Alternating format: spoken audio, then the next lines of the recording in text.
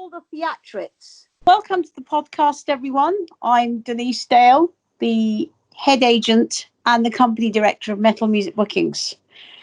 Joining us today is Serpentine, who is a band represented by us, and two other bands who I'm about to meet. So, guys, can you go ahead and introduce yourselves, your band name, what kind of music you play, and a bit more about yourselves?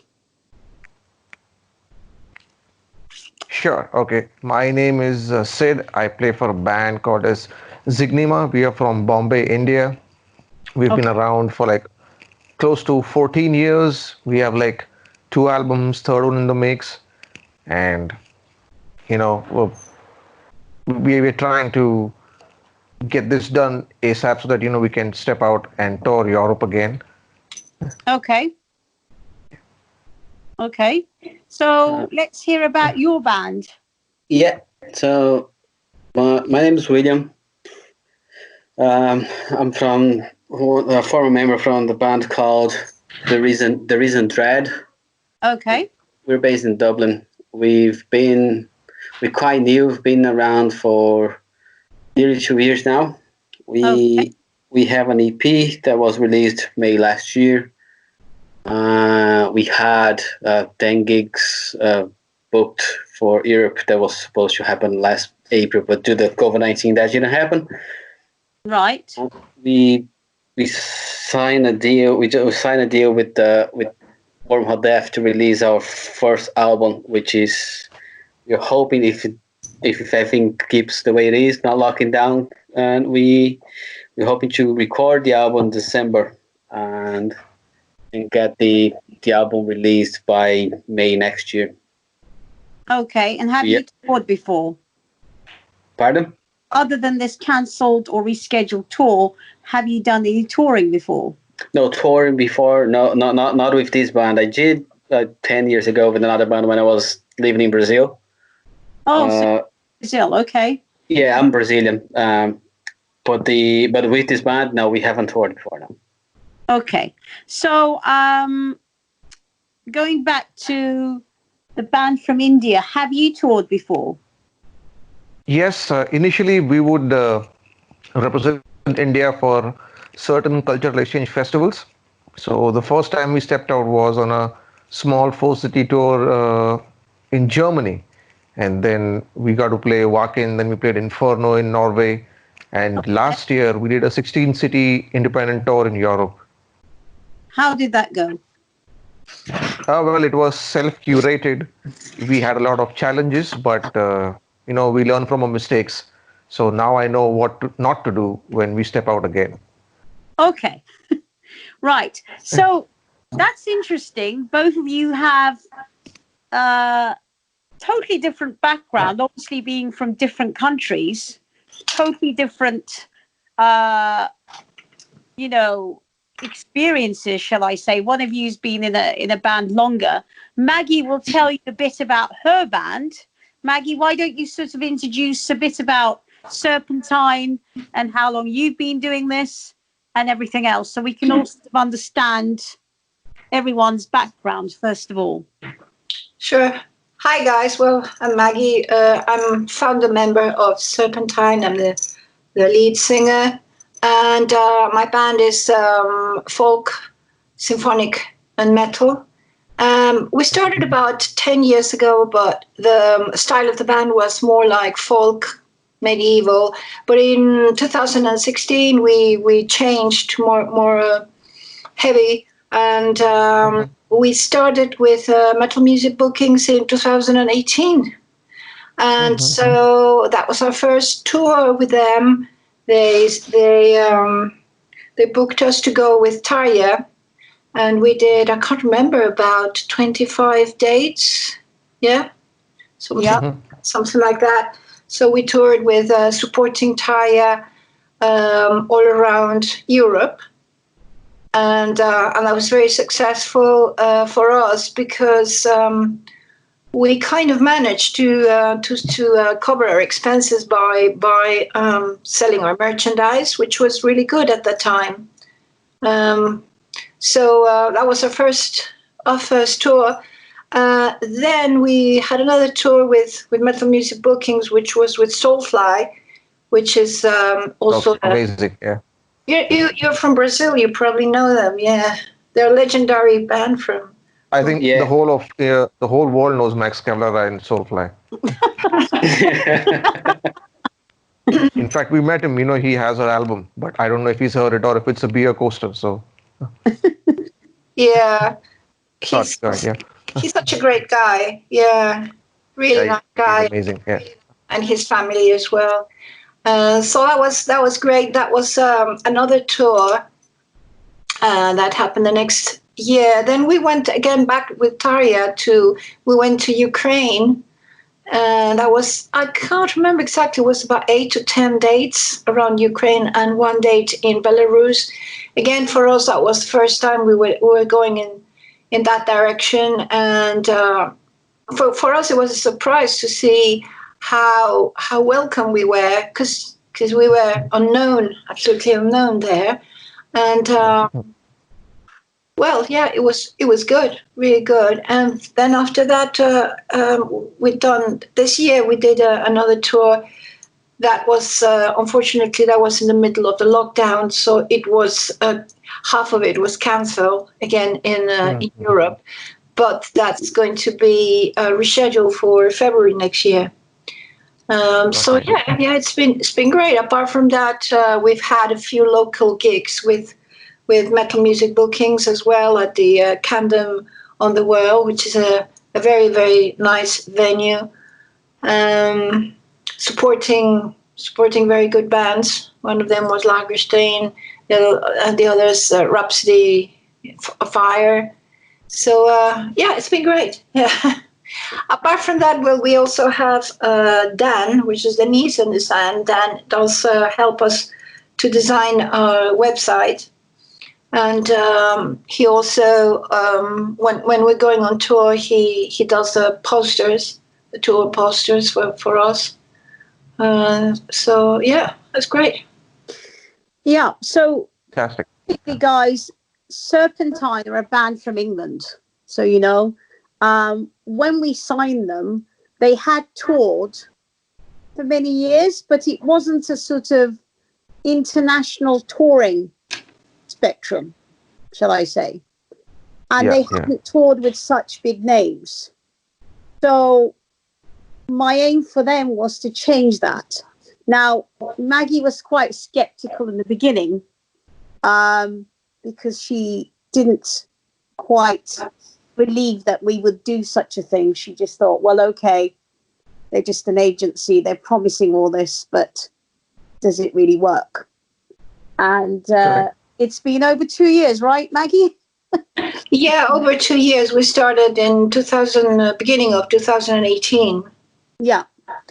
So, guys, my question to you is, what do you want to see happening to your band that's not happening right now without management and agency work? I mean, basically, we're a management and an agency company, so we do both for our bands.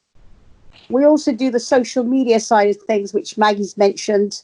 We run your social media, we promote things. It's basically a full agency. We just don't do one thing. It's not just bookings only. So my background is I used to do management. I used to manage people like Michael Schenker. I used to be in the management of Einstein, big names. I also come from a record company background as well. So as well as touring for many, many years and being an agent, I have both sides of experiences in that level. So what is it that you're looking for that you have had problems or things that you might want to sort of experience for your band and take your band to the next level? Sure, I'll go later because I have a lot of questions, but I'll let you. So for us would be, so we had these 10 gigs booked for April. We played before. We had gigs in around Ireland the end of the year and the beginning of this year before the lockdown. Okay. But when it came to the tour, we had an agency booking the gigs for us. That she's based in Mexico. Well, that's interesting. I've never heard of that before. Yeah, to Based be honest, in Mexico, and she books in Europe. Yeah. Okay, who is this? That's her name's also Maggie. Oh, okay. Maggie, you have a new career. And her the name of the agent is Kill Sound Production. If I'm not wrong, it's Kill Sound Production or Promotion. Okay. The problem that we had we had with her was the way that she was booking the tour was first she didn't have any kind of route in mind. She was booking places. And I was like, "There's no way we're gonna make from Madrid. It wasn't even Madrid. From Sevilla in Spain to Amsterdam, like driving. We would have to catch a flight, which is gonna cost us way more money." And then she was like, "No, but then she's like, oh, the flight is very cheap." I was like, "No, the flight itself is cheap, but we're bringing everything with us. We have the equipment, we have the merchandise, which is going to cost a lot of things when you start adding luggage to those low-cost flights." Can I ask you a quick question? Yeah. The venue she's booked sounds like to me, are they sort of big venues or are they just sort of bars? They're most like kind of bars, yeah. Yeah, you see that? There was more. I think the one that was quite big was the one in Poland. That was the one that I saw Vader play there last year. So it was quite big. That was a venue, not a bar. Okay. So the problem with agents like that, and I mean, I don't know the agency you're talking about. Yeah. We are not that kind of an agency. Maggie will tell you. We don't really book bars, do we, Maggie? Well, no, it's from medium to big venues. Yeah. We don't really book these sort of bars where like 20 people turn up. Yeah. You know? The problem is, you see, when someone like that, I mean, this is coming from someone, and I've been in this business more than 20 years. And I'm also a member of the Agents Association and things like this. I'm a fellow of these things. So when you have a relationship with an agent that's booking you all these tours, of course you get excited thinking, oh, wow, I'm going to Europe. I'm going to be touring all around Europe or all around places in Ireland or wherever. But, you know, what I suggest to you is, and again, no disrespect to this person, I don't know them, I don't know the company. You mustn't accept any tours before checking out the venues you're going to be playing and who's going to turn up. I mean, it's all very nice saying I booked you, I don't know, 25 gigs, but where is the audience? How many people are going to turn up? See what I mean? Yeah, no. The problem was that was one of the problems. The other problem, the main problem was we as a band, we want to just hit the road and see what's gonna happen. But on her side of things, we were expecting her to like not only get her, because we said we can tour in April, which would fit everyone in the band to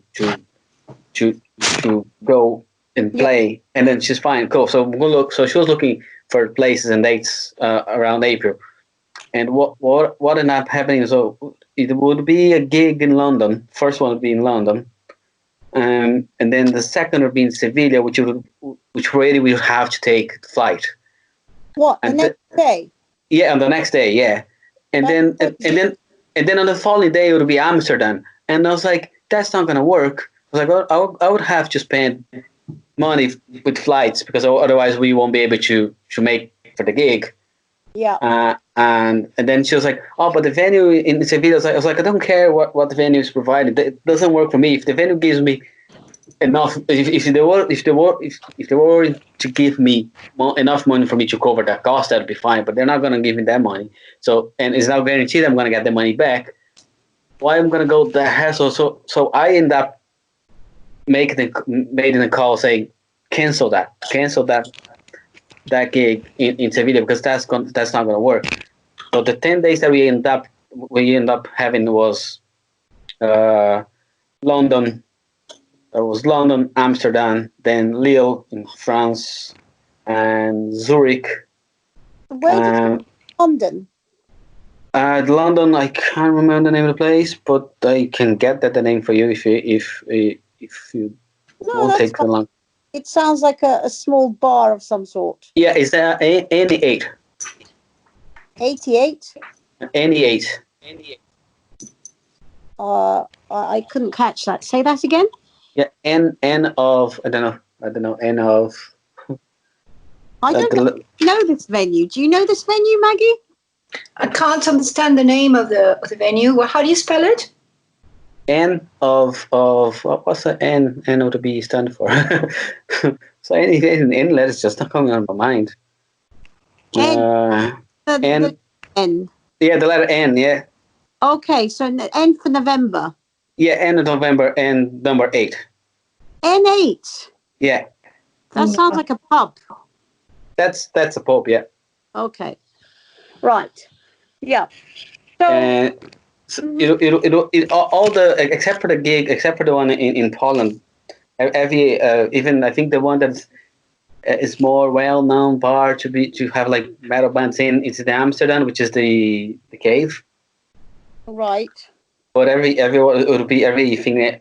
Let's say every other place would be small bars, which we were ready to play. We were like, fine, we just want to play, get out there and play. And even if there's only 20 to 50 people in there, that's fine for us. We just want to build the experience of being on the road. Okay. But that didn't happen. And then she tried to she contacted me to reschedule that tour for September. And I just like, no, September's not going to work. We are focused on the album that we want to record in December, because we want the album to be out before summer next year. Right. So we decided to not take that one, even though I'm not sure. Even if it wasn't the album, I wouldn't take that, because I highly doubt that gigs would be happening in September, to be honest. They are, but some of them are getting scheduled. Yeah. But regardless, I mean, we have one. We have one scheduled for September. We are going to play, if that happens. It's going to play with Candlemas and Corona in a festival here in Dublin. But we are not sure if what the government going to say, if they're going to allow 2,000 people in an indoor venue in September. Okay, well, I mean, since it's in Ireland, that's worth doing if it happens. But from everything you're telling me, it seems like you've had a bad experience with an agent who doesn't really have that much experience in booking venues, number one, suitable venue, or sorting out logistics for you. See, it's all very nice being in a band saying, I really want to tour and I just want to get out there and tour, and it doesn't matter if 20 people turn up. But actually, it does matter, because what's the point of going and playing bars and little tiny venues to 20 people with no strategy behind it? There's no exposure. Yeah. See what I mean? Yeah. A strategy you've got to have. You see, the reason why it's called the music business, it's a business for a reason, okay? It's all strategically planned. And this is something that we sorted out with Maggie's band in the beginning, because she was saying to me, we just want to play, we just want to go out internationally. But then she also realized, am I right, Maggie, that having a strategy and playing with the bigger bands, playing to bigger audiences, has changed Serpentine's audience exposure hugely. Am I right? Yes, if I may add, is we were doing small gigs at the beginning, as Denise said, we were doing these small clubs for 20, 30 people. And it was great to go out and play. But at the end of the day, after you've done that once, you start getting a little bit demotivated because all the effort of, rehearsing, packing all your stuff, driving to the place, and sometimes we had to spend on a hotel because the place was too far to come back on the same day. So it was a lot of effort for, we got 20, 30 people tickets, and then there was another 2, 3 bands as well to share the ticket sales. And so once we started doing the tours with Metal Music Bookings. Now the band doesn't want to do any more small gigs. Also because you start, as Denise said, well, you start. It's a strategy because your audiences are used to seeing you at a certain level, and if you go back to doing the very small bars, and it's no good for your, for your, how do you call it? Band image. Band image, yeah. Pardon? For your, I say it's not good for your band image. yeah, Like for the overall profile. Yeah, for the band image. So once you've done it, then you cannot go back to doing it. Yeah. So that's the difference, guys. So what I suggest is that anyone, I mean, I say this to all my new bands, anyone, including yourself, you can pick up the phone and book those kind of bars yourself. Correct. Okay? Correct. It's incredibly easy. You don't need someone like an agent telling you that I'm going to book you a tour in a 20 capacity bar when you don't even know who's going to turn up. Okay? Because those kind of deals, you don't need an agent for. The difference is an agent is someone who can do things that you can't do. Okay? Denise, if you allow me to make a question, is what would make, let's say, a band, regardless of the size of the band, but in terms of, let's say, small band, and to get attention, to get an agent to work with the band, even if it's just for a specific tour or for actually be their agent for whatever amount of time. Now, so that's a very good question. Most agents, okay, and we're quite different because most booking agents will only represent you if you got a touring history and you're able to pull crowds and all this stuff. We are quite different. We offer a totally different service whereby we take on bands. First of all, we have to like your music, okay? Because the thing is, if we don't like your music and your music is not up to scratch, we are representing your band as much as you representing us as a company.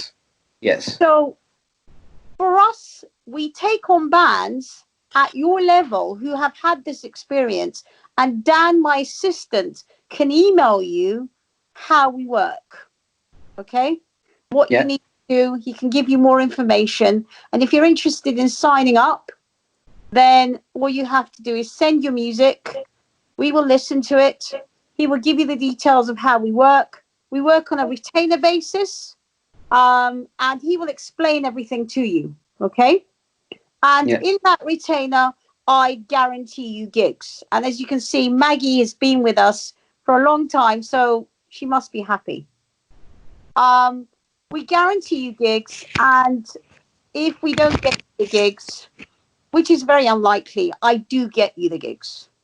That's what I do. I mean, even in lockdown at the moment, I booked one of our bands from Ireland, funny enough, and he's actually a South American Argentinian, but he lives in Ireland.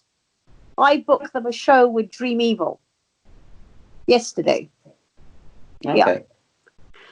So Dan, my assistant, can explain how we work and all that. We won't go into that now because this is not what the podcast is about. Okay? Yeah, that's fine. That's the thing. So any other questions on that part?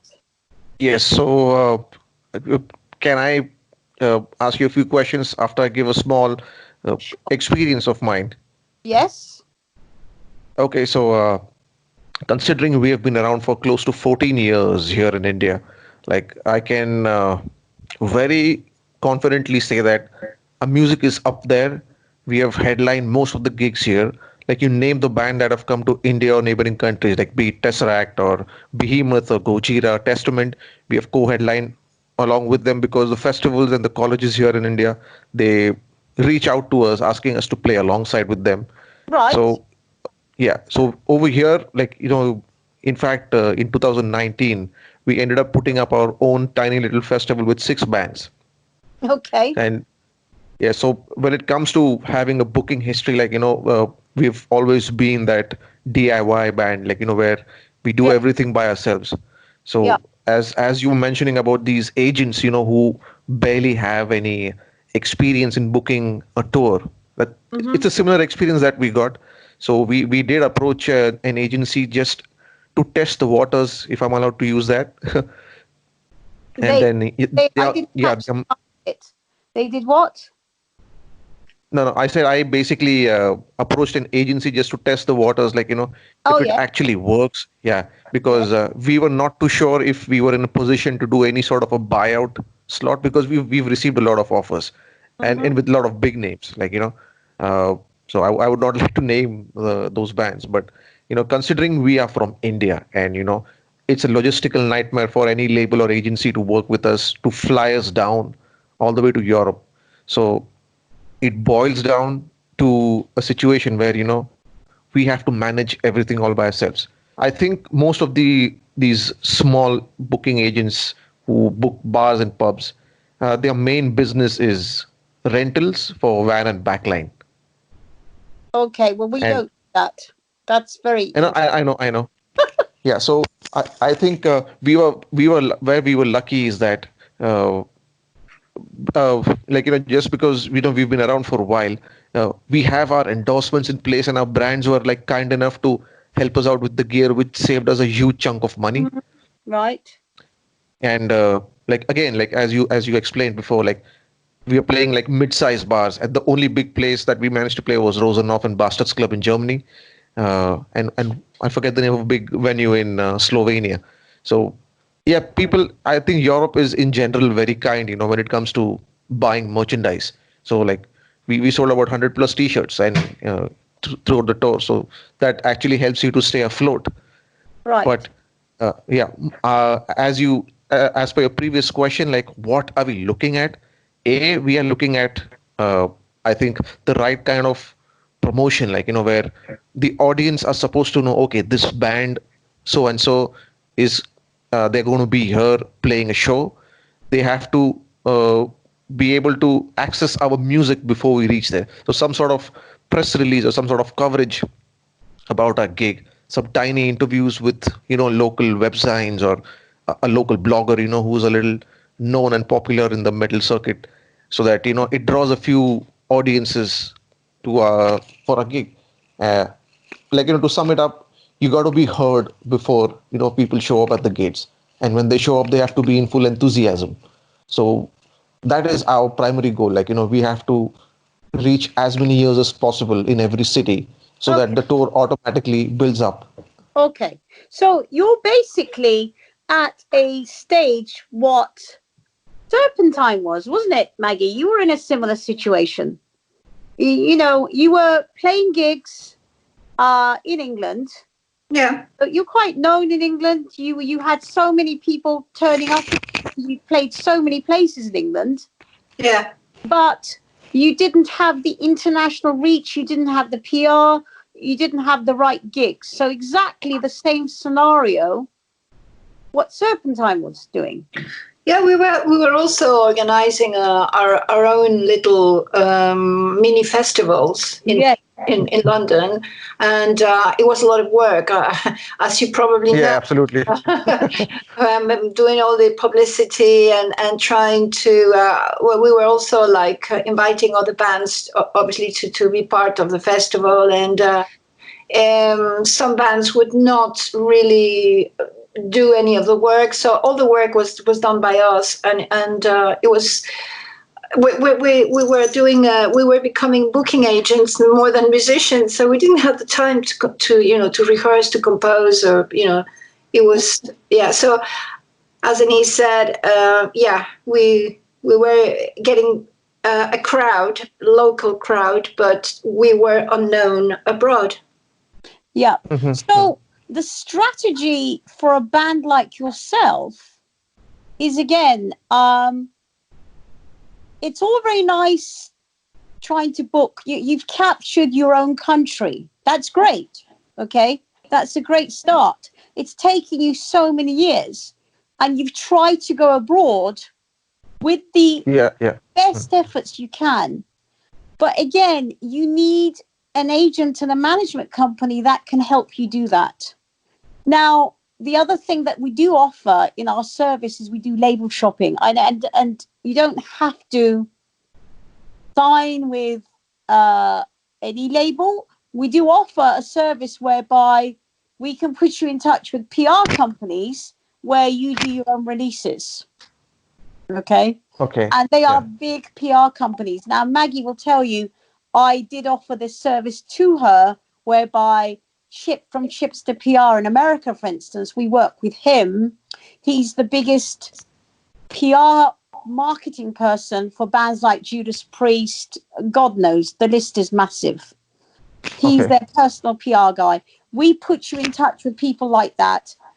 However, that's if you want to do a self-release. What you need as a band like yourself is you need to have a strategic album release strategy, okay, combined with an agency stroke management company who can put you in touch with the right people, and at the same time, using that strategy, we book you tours around your album releases. See what I mean? Correct. Yeah, yeah, yeah. So that's what you need. Touring for the sake of touring is nice. I always say to people, yes, play as much as you can, but you've got to have a strategy behind it. Like when Maggie's band got a record label with a label they chose to go with in the end, although I got them some deals. Maggie decided to choose a company that she was comfortable with in the end. She's quite happy with that arrangement as far as I'm concerned, right, Maggie? Yes. It's a label in Holland. Nowadays, even if you have a record label in a different country, is okay, because you do all the contacts through online. Yep. Yeah. So what we did was we basically booked tours around Maggie's album releases. So the other option is we also do label shopping for you if you want. That's included in the service, the retainer service. But what you need right now is a strategic move. Now, I can't personally advise you until I go through a whole history of your band, what you've done. Correct. Yeah. You see what I mean? On a half an hour conversation on a podcast, it's really not right for me to say, do this, do that, change this, change that. Because I don't know the type of contracts you've signed, whether you've got any publishing deals in place, whether you've got previous contracts in place for your releases, whether you've got new material. These are so many things that you've actually got to consider when putting a strategy together. So Okay. a band Okay. like yourself, when we sign up a band, and as I said, we need to listen to your music and we need to sort of understand that you're the right fit for our company. We don't just sign up anybody that pays Sure. our Yeah. okay. So when I sign you up, I will be giving you the tools to understand what strategies to go for. So I will be giving you 2 ebooks to read, for instance. One of them is called 101 Secrets on How to Take Your Band to the Next Level. The other one is a touring guide, and then you read these ebooks, and then I have a long Skype chat with yourself, and a strategy on what to do next. So, Okay. in my opinion, your band needs a good strategy, because at the moment you've reached a point where, okay, so what do we do now? What do we do? I mean, Right. we've got all these years of experience. We've conquered our own country in the best possible way we can, but we can't seem to stand out and capture the rest of the world. But you see, when I have a consult with you, I go through your image. I go through everything about you. It's Maggie will tell you about. Maggie, talk a little bit about how I changed things for your band. Well, yes, you do. You have given us advice, well, you and both you and Dan with his designs. They give us advice how to present our the band, for example, on posters.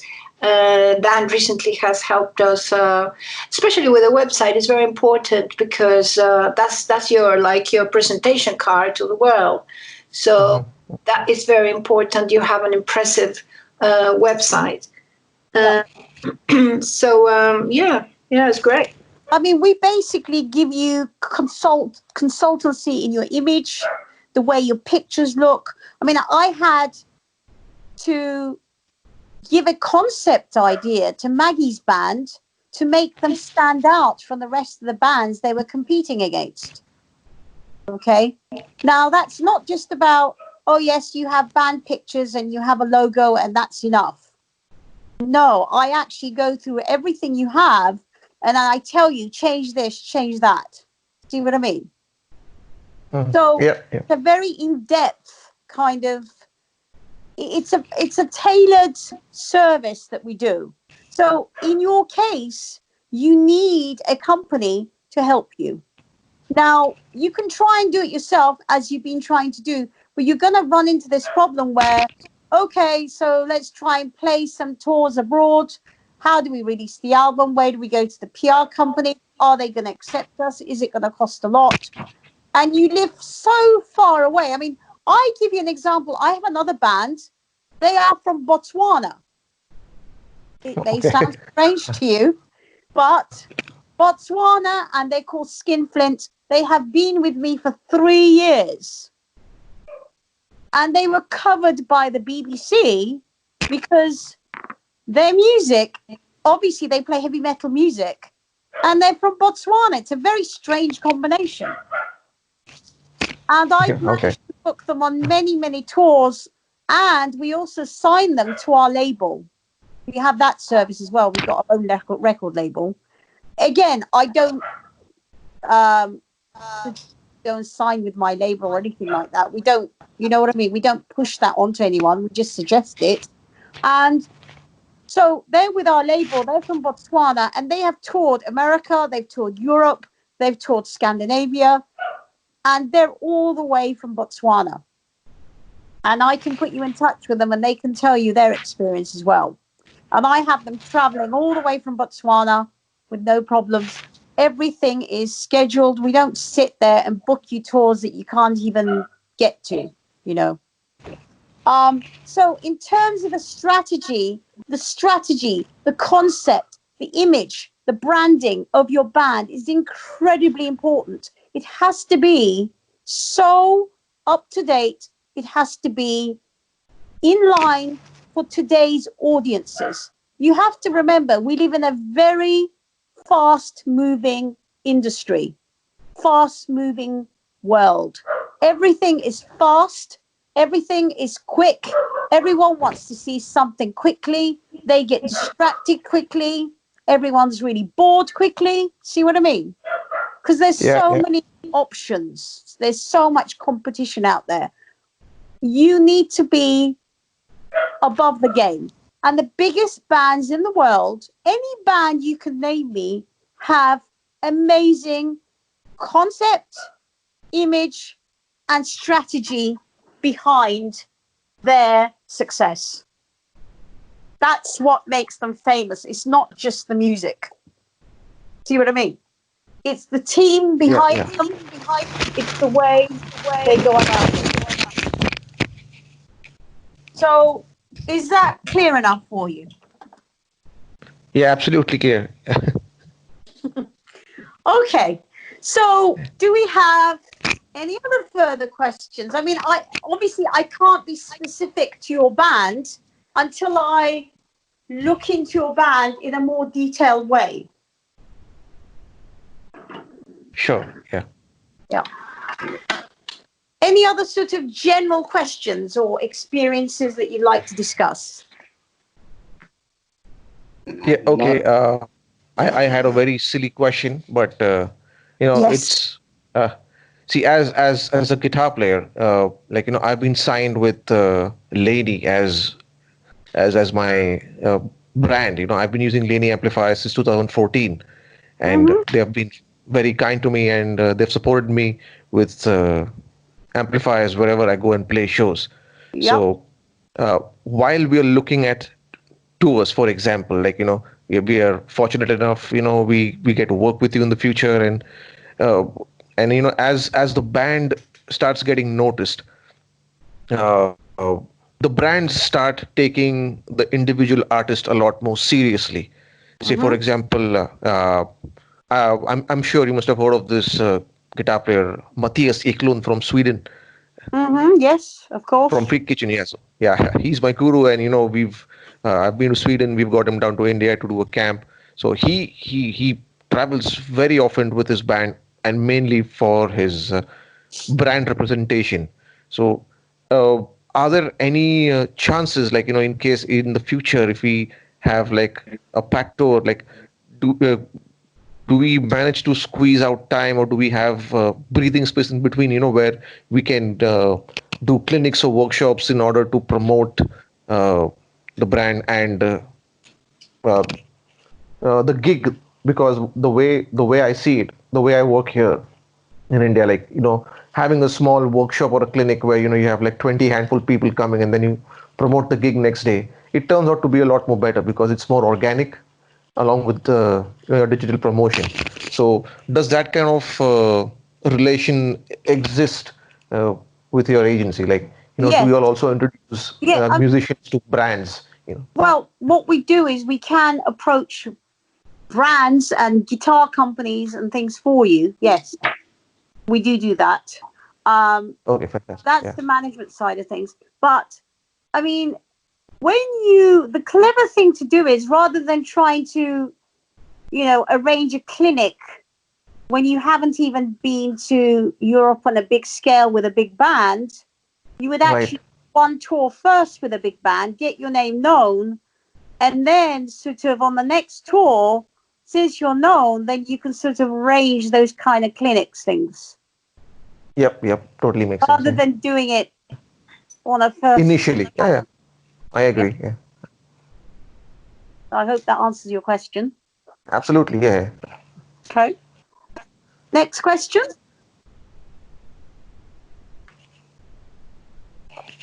uh, I think I'm Word. good I here.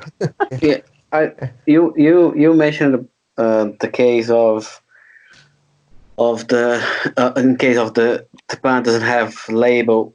In our case, we already signed the deal to release the album whenever ideally we want to release the album. We agree that with the label as well to release the album before summer next year. Um, and we have the plan of how we're going to release the album, but we at least myself, I don't think that uh, is a job that only label does in terms of promoting the band for the album release. I know, I think it's all combined, and I think that's a part of the label. They do that the work of promoting the singles that's gonna come, and then for the album that's gonna be released on the date. But I also believe that just the label works goes to a certain point, and from there is for the band to push that further. Absolutely. And that happens with touring. That happens with how much you engage in your social media. And that's something that we do. And Maggie will tell you, we basically promote your releases in our way that we have a sort of Dan handles the promoting side of things and marketing. we basically promote and market your singles or your releases through the channels that we have. Okay.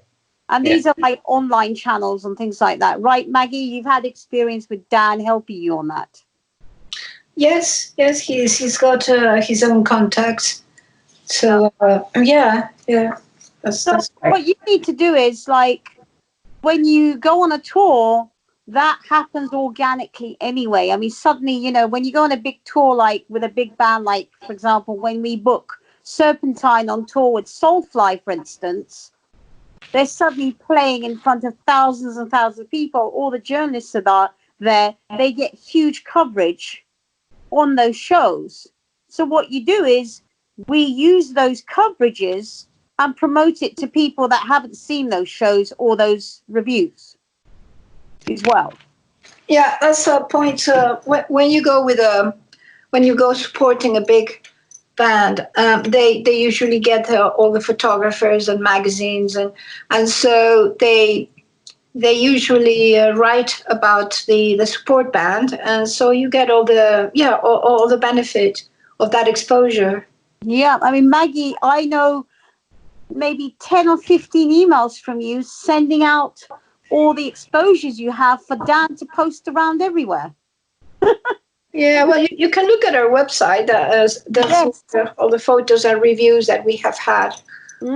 Yeah, not just reviews of our album, but live reviews. Yes, quite a lot. Yes, I mean, Serpentine have toured with Talia because, not because they keep wanting to tour with Talia, but actually the Talia management and the Talia team and the fans have liked the shows that Serpentine have been putting on. See what I mean? Yeah. That way, Serpentine have kind of become like a part of Talia's furniture, right? Like Maggie, you go on a lot of their tours. So, yeah, I mean, when you expose your band to big audiences, the PR and the promotion that comes from that organically snowballs into something bigger. Then you don't have to think about micromanaging how you're going to get more promotion for your band. See what I mean? Yeah. It's all strategic. Everything is done in a strategic way. I mean, I always say to bands, look at the success of Iron Maiden. I'm using Iron Maiden as a very good example. Now, Iron Maiden are a 1980s band. I mean, they formed in 1970, I think, but they became famous in 1980. Yeah. And to this day, they're incredibly famous. Do you know why they're so famous? Really? No. One specific reason. They have Well, if you are... Sorry, go ahead, yeah. They have an amazing concept behind their band. And they use that concept. The concept is they're a band from England. They play heavy metal music, classic heavy metal music with punk influences. However, they promote being English. They use English flags, all this stuff. If you take all of that away, all the theatrics, the flags, the Eddie, all this, you're left with five pretty ugly guys. Some of them are good looking. But their music is played by so many similar bands, it wouldn't really make them stand out. And I'm not saying that in a derogatory way to Iron Maiden, but a concept of a band and the amount of touring they've done, they're more famous for their tours and their concept rather than the amount of albums they sold. They sold more shows before than they sold albums. See what I mean? Yeah. And to this day, they're more famous still because of their touring. And it's because of this concept. This concept is incredibly important. So what I say to bands is, your concept, your branding is incredibly important. Like Serpentine's concept, we basically sharpened their brand to the point where people now recognize Serpentine and see their branding in a clear way, whereas before it wasn't so clear. Right, Maggie? Yes. Where we have not we have a more precise image, and it reflects on the image, on the music. I mean, also going on bigger stages makes you think more about the show, how you move about. It's not the same like playing in small clubs. So all of this is very helpful for the guys. I mean, I'm talking on behalf of the band. It's been a good learning experience, really. It changes the psychology of the branding, the image, the concept, all going right for you, puts your band in at a different level. See what I mean? You become more confident because you can actually relate to your brand. It's a bit like this. I always use this example. Why is McDonald's so famous? Really? It's mainly because of the branding. Yeah. Yeah. There are so many amazing hamburger shops. Okay. But McDonald's has captured this concept incredibly well. And they've got this Ronald McDonald character. That's how they became famous. Yeah, I think having a mascot just adds the mascot, it's like an edge. Yeah. The colors, everyone remembers the golden arches, the M, that's very recognizable. And a band is no different. How you present yourself, your image, how you stand out from everybody is what makes you famous. Now, you might have the best music in the world, but if your image and concept are not sharpened and not displayed properly in your social media, in your pictures, in your shows even, right? In your shows, it's incredibly important. I mean, Maggie's a front woman in her band. When you see Maggie's image on stage, the way she dresses, her hair, it fits the whole music. See what I mean? It fits. It makes a nice fit. You come out of there thinking, wow, they were a great band. So, but there's no point having an image and a concept that everyone else has. It's the way you present that image and that concept in your social media presence, your website, your EPK, the way you react with fans. It's all how you handle your branding. And these are kind of things that we kind of sharpen and tell you what to do and what not to do, and what to change and what not to change.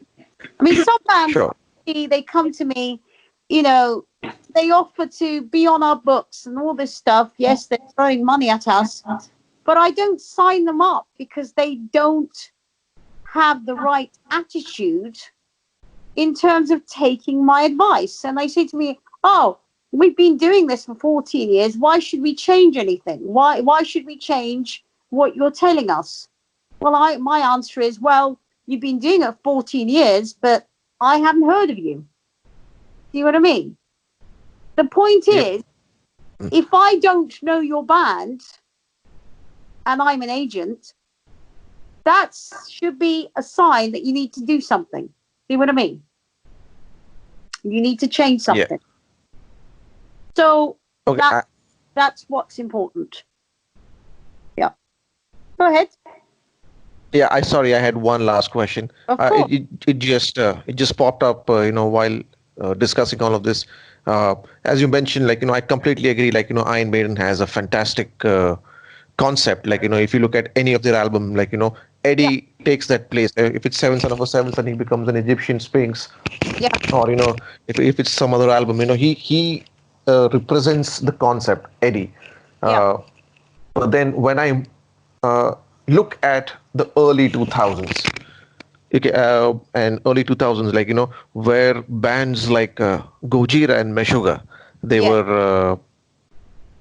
were getting noticed, but they were not completely on that level.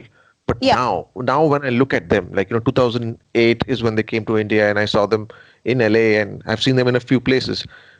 They're just headlining arenas, and I genuinely didn't see much of a concept in Meshuga or Gojira, but what they have completely focused on. Please correct me if I'm wrong here, but what I've seen is they have gone into those heavy visuals, their artwork is extremely intricate, That, and but and the that's lights that yeah concept. You see what I mean?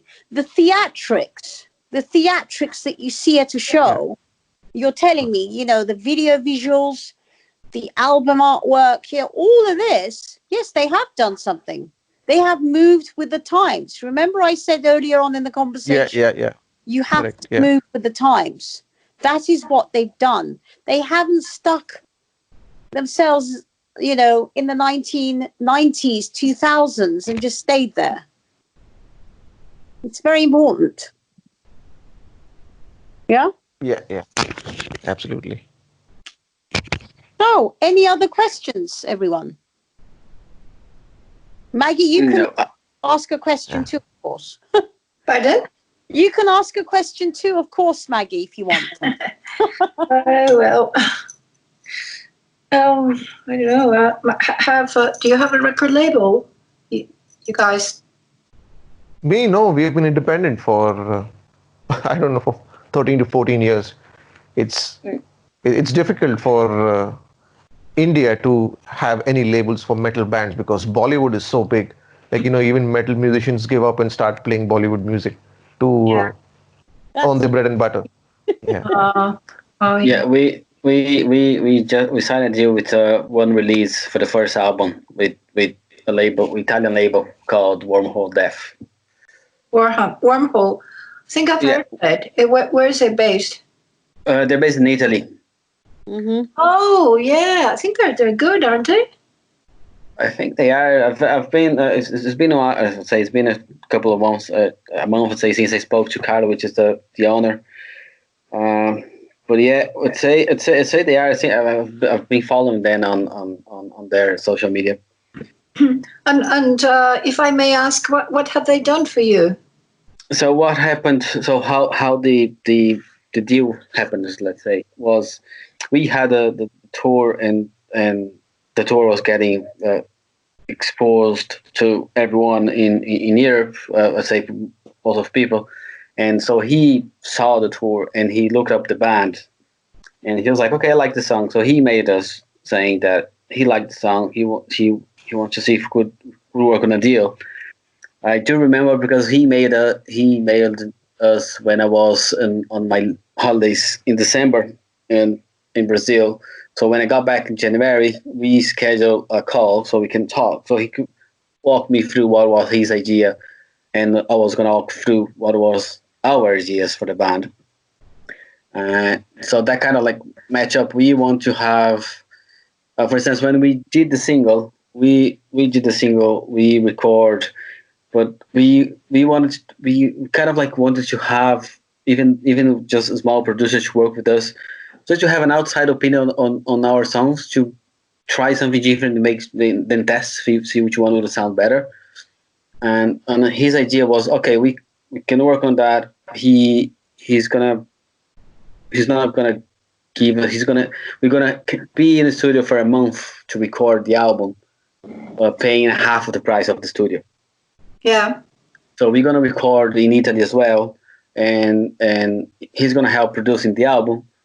And the guy that's Jonathan, which he owns the studio, he's gonna also help us produce the album. So the way that we working now, from today into December, I haven't scheduled of how we're gonna work. So we already have four new songs. We just recorded. We did a pre-production of the songs. We're like, okay, we're happy how the songs sound. Now we're gonna send the songs to them so they can listen to the tracks and see where the bands are heading to, Yeah. and then maybe come back with some suggestions. We try it out and then see which one fits better, and we move on. We in total we want to have 13 tracks by December. over those 13 tracks, we're gonna decide 10 tracks that's gonna be in the album. That's the idea. The most important thing, guys, when you Yeah. sign a record label is two things. Okay. What is the label going to do for your album? You need to have a detailed strategic marketing plan from the label. Yeah. It's all very nice saying, I'm going to produce the album for you. We're going to release these tracks. It's all great. Anyone can do that. I would like to see concrete evidence of promotion and marketing plans for your releases. Number two, what is the distribution channels of these labels? Yep. Oh yeah, that's so. It'll be very detailed, but it is in the contract. It is in the contract we signed. All the distribution that's going to be used and PR that they work with, and also the where the album is going to be released. It's going to be released in Europe, in America, in Asia, in Japan, and in Brazil as well. Yeah. Well, again, until I see your contracts and the details of the PR and the marketing and the channels they're using, I can't really comment. Oh But yeah. It's That's incredibly important for the PR of an album as much as the distribution of how people can get hold of the album. yes. Okay. Yeah. And also, I also suggest against giving your publishing rights to record labels, which is a mistake that most bands do. Okay, so you're suggesting never give your publishing rights to any labels. Never. No. Okay, yeah. Well, that's a good insight. Thank you for that. Yeah. We're not doing that as well. That's one of the main concerns that we have when we had the contract. Let's read through the contract, make sure that we're not giving that to the label. And you must never sign a deal whereby the record label, after a certain amount of time, where they license the album, because that's what it is, a licensing deal. Yeah. You mustn't give the licensing deal for more than a year, in my opinion. Okay. That's interesting. That's something I didn't know. Yes. Well, I'll tell you why. Because when you give your licensing deal and you're locked into a record label contract for like 5 to 10 years, suddenly we're booking you shows and you become famous, okay? Let's say you take off. Yeah. You're then stuck with this record label with a deal that was done for 5 to 10 years when you have no control over A, what pricing they're going to release the next album. They have the option to release your next albums, okay? The first option, which means you're locked in with them for God knows how many years. When in fact, when you become famous, it's not a good idea. Yeah, that's something specific that we asked them to change in the contract. There was a word saying that for if we get after the album's released and we get an offer from a different label, regardless of the size of the label, we present the offer to them, and if they match that offer, we have to sign. We have to keep work with them. And we was like, no, we agree of presenting the offer to you, but even if you match, we have to take control of the decision of want to keep working with you or not. So that's something that. I mean, from what you're telling me, it sounds all the things you've done are right, but without having a lawyer or a music manager look at these contracts, you shouldn't sign them either. Oh no, we had a lawyer going through the contract. Oh. So the drummer's father, he's a lawyer. Okay. So but we lawyer. I don't know. I really don't. Yes, that's the problem.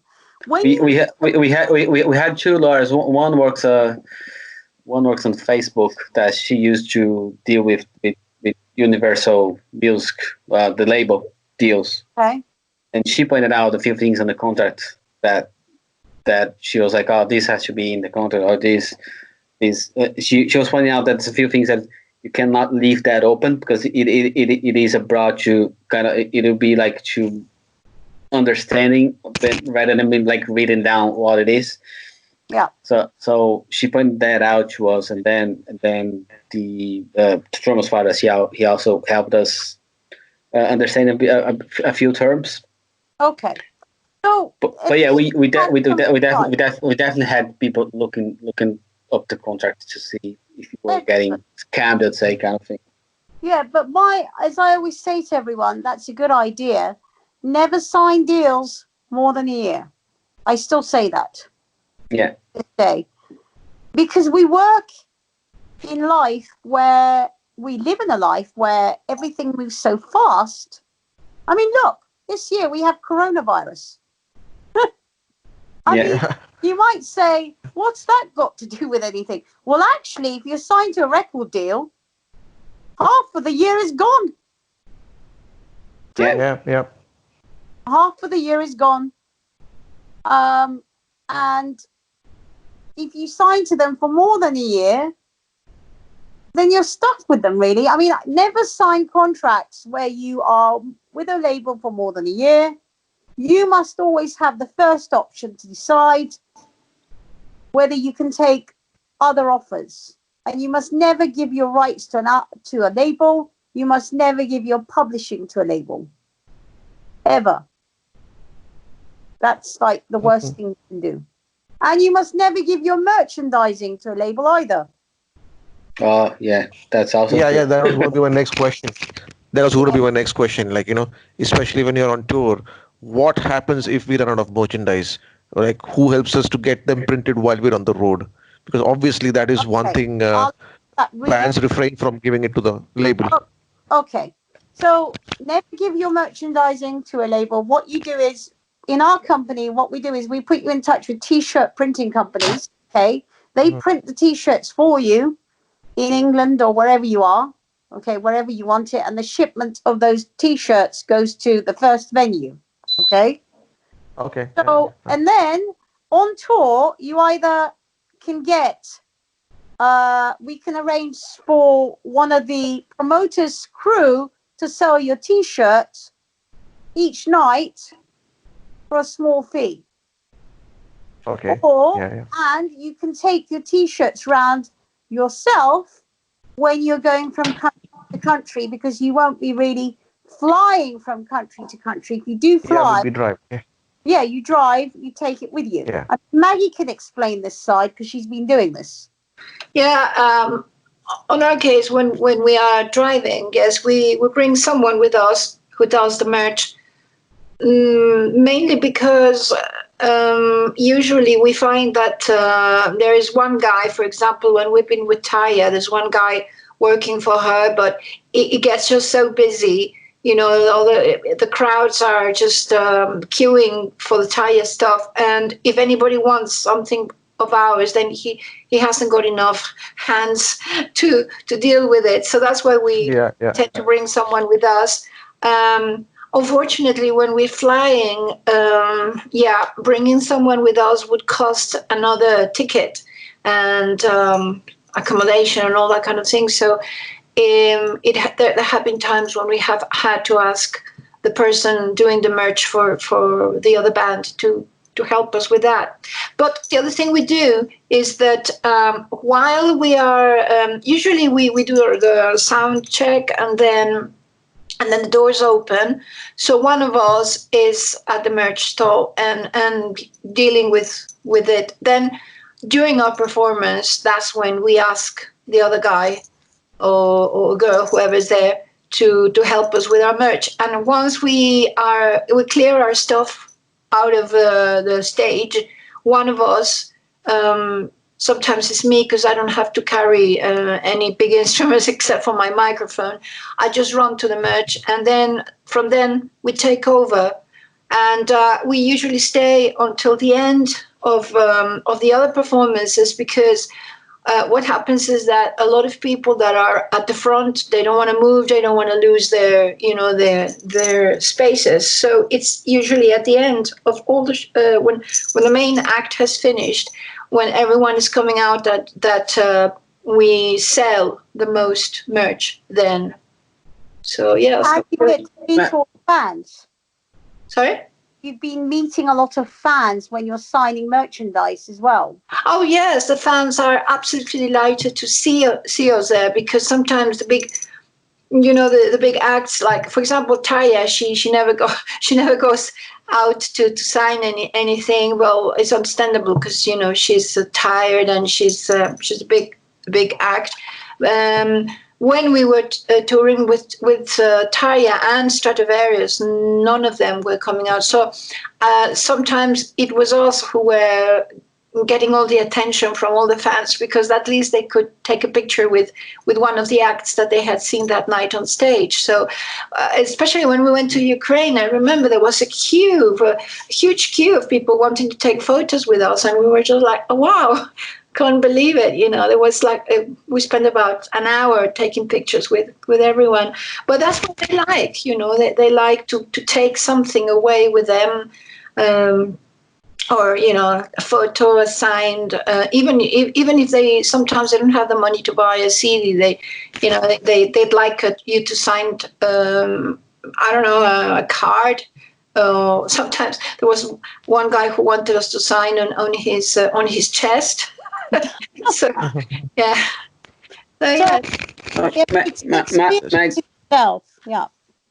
Maggie, when you're touring, you guys bring your sound engineer, or how do you guys usually do? That is a very, very interesting question. So far, because it costs. When we're driving, I have a van.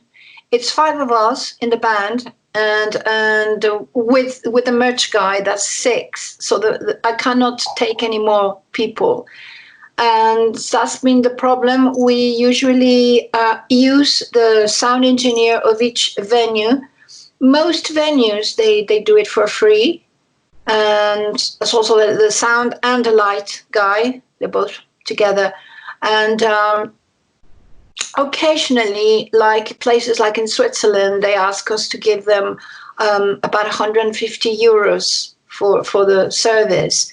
But most venues have done it for free. And they're all been very, very kind. And we always go back and say thank you very much. And we give them a CD, or something. And they're very pleased. But we've done that. But at the end of the day, it's... You never know how they are going to interpret your music, and especially with us, because we have the backing tracks, and because of the symphonic side of it, we have the backing tracks with the strings and extra choirs.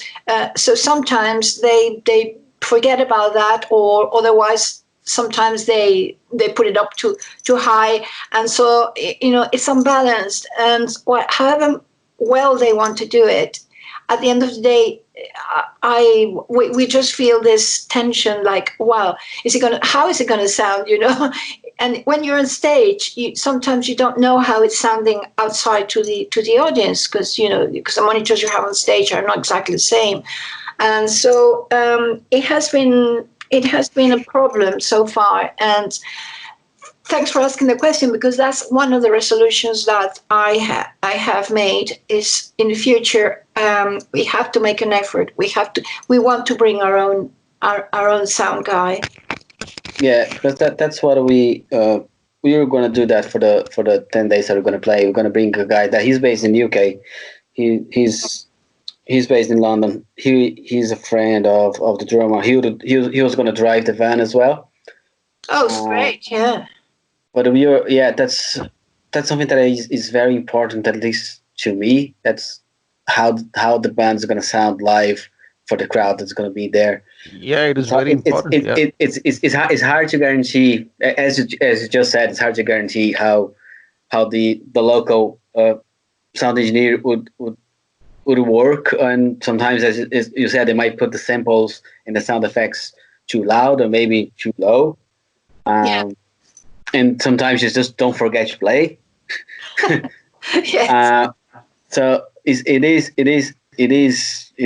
a very, at least in my understanding, is very very important part of the touring is how we were in the gig here back in I think it was January, I can't remember, the Sleepknot and Behemoth in Dublin, and we left the gig and we were like, oh god, the guy who was a sound engineer, he's gonna have his B45 tomorrow morning, because the sound was really bad. We couldn't hear one of the guitarists Yeah. playing Sleepknot, and sometimes the vocals was too loud. We don't know what was going on. And they played in such amazing venue. I just don't get how the sound was that bad on that night. Yeah. Well, but that's one of the things that you can. I always say to bands, your sound is important. So selling your merchandise is important. Having the right sound engineer is important. So I always say to bands, bring your own sound engineer if you can. Yeah. I have said this many times, haven't I, Maggie? Yes, and